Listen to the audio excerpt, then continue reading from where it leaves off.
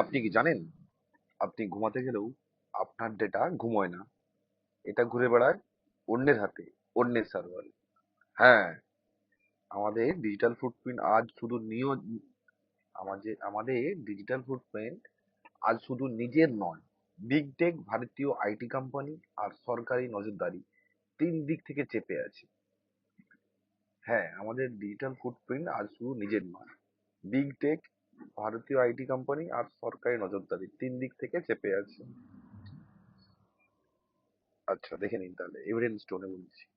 আধার link হয়েছে, ভোটের data dark ওয়েবে বিক্রি হয়েছে, এঞ্জেল ওয়ান, কলেজ পোর্টাল, একটার পর একটা ব্রিজ, প্রমাণ পরিষ্কার, আমাদের তথ্য ছড়িয়ে গেছে।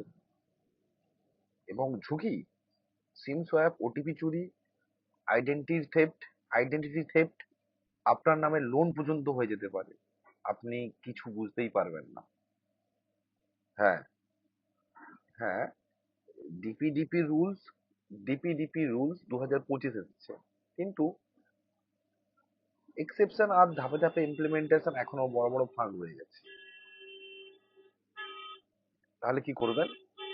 পারমিশন চেক করুন। তাহলে কি করবেন? পারমিশন চেক করুন, অপ্রয়োজনীয় অ্যাপ ডিলিট করুন, টু ফ্যাক্টর চালু রাখুন, ভিপিএন ব্যবহার করুন। এটাই আপনার প্রথম ঢাল। কারণ মনে রাখবেন, এটা শুধু টেকনোলজি ইস্যু নয়, এটা আপনার স্বাধীনতার প্রশ্ন। আপনি কি আপনার ফোনের পারমিশন চেক করেছেন? কমেন্টে লিখুন চেক। আমি পরের ভিডিওতে দেখাবো কোন অ্যাপ দিয়ে কিভাবে আপনার ডেটা চুরি করে।